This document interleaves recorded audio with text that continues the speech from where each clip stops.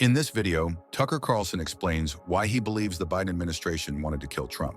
I do think that shooting, I hope that'll be examined, because what's happened with the investigation? We don't know anything about this well, kid. Piers, I don't know, because you're not from the United States. It's very common for assassins of presidents to have no motive at all. Extraordinary. And at the age of 20, to have no social media profile. He never went on the internet. Nothing. It's kind of weird. No record at all. Yeah, not at all. No cutlery in his own home. Advanced bomb making skills. Operating drones, bringing rangefinder, making a pretty great offhand shot at 150 yards under duress. It's just normal in America. I mean, the whole thing is so nuts, actually. The fact that the Secret Service allowed this to happen, which they did. The guy's on the most. Oh, if I was running the Secret Service for the day, what's the first place you'd look? Oh, it would be the flat roof with a direct line on the stage. You think? And there was not one agent positioned or assigned to look at that. None. They had no idea. But why? Well, because they wanted to kill Trump, obviously. The Biden administration wanted to kill Trump. I mean, there's no doubt. Do you genuinely think Of course that? I know that. And I know that by what I saw. In other words, if you leave your child inside a locked car on a hot day and go into a casino and spend 3 hours gambling and the kid suffocates, I can say, Piers, you killed your child. And you say, well, I didn't mean to. It doesn't matter. You didn't care enough about your child that you went back and rescued him from suffocation.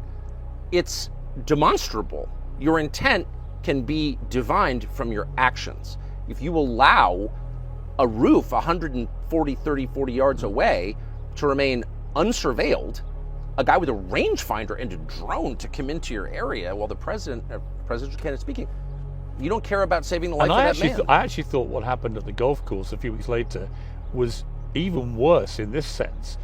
This is a few weeks after he's actually been shot. Yes. He's playing at his own golf course where he regularly plays at weekends when he's in Florida. And he was 5 minutes away of walking up to a green where if one Secret Service agent who happened to walk ahead had not seen the barrel of a rifle poking out of a bush, that guy had a loaded AK-47, he had body armor, he was ready to go. Trump would be dead. And that would have been, I think, the biggest scandal ever, because that was just weeks after he'd already survived an assassination. But no one makes much of a fuss about that either. How many members of Congress did that guy meet with? A lot. He was in Ukraine, which is controlled by the U.S. intel services. I mean, that's just a fact. He was in Ukraine, which is a kind of wellspring of lunacy. Sorry, I know you support it, but it's done more to destabilize the West than anything that's happened in my lifetime. And the amount of evil that has emanated from that country, the amount of assassinations that have come from Ukraine, I happen to know, is very high.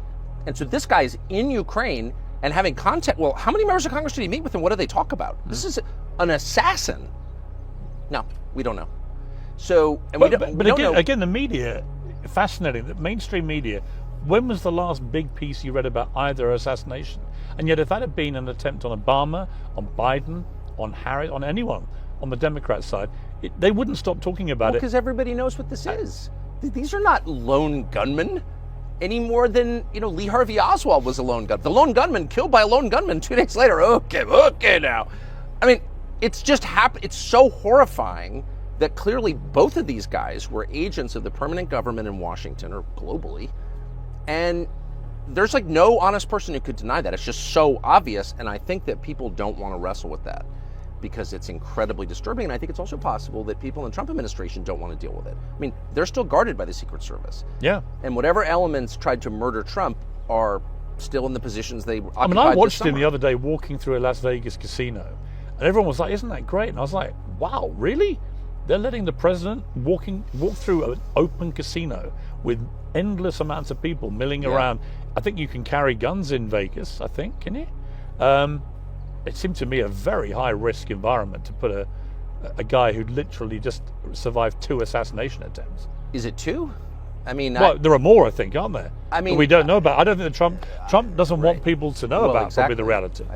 I think what you're saying is true. So, I think it's even more extraordinary than you're saying, actually, or than we really know. Do you worry about him staying alive, literally? No, because I think that if you're going to lead, you have to be willing to risk your life. I mean, obviously, I mean, of course, I love Trump personally, so it's like, no, I mean, I can't imagine a few things worse than Trump being harmed. So I don't want to be cavalier about that, but I also think, as a factual matter, you cannot lead anything, including your own family, unless you're willing to lay down your life for it. I've always thought that. I mean, that is what it is to be a leader.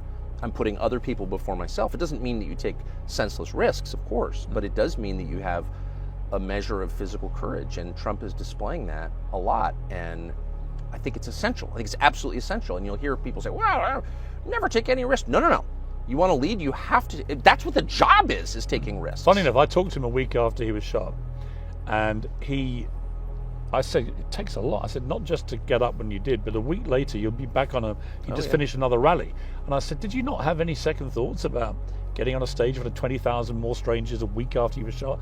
And he said an interesting thing, a very rare moment of kind of slight vulnerability that he was admitting. He said, I knew if I didn't get back out quickly, I may never get back out. Yeah. I thought that was a really honest thing. It wasn't a week, it was 2 days. Yeah. Because he was shot on a Saturday, and the Republican convention started Mondays. Right. I'm looking at my picture. That's good. I'm remembering this right. The Saturday afterwards was when he did the first rally afterwards. Where he was but I mean, outside. he was in the middle of, a stadium Yeah. in Milwaukee. I was sitting next to him, and I talked to him that night. I mean, what struck me the most was his attitude the night he was shot. I talked to him late night Saturday night about something else, and I said, well, that's kind of, are you okay? Yeah, I'm great. Didn't want to talk about himself at all.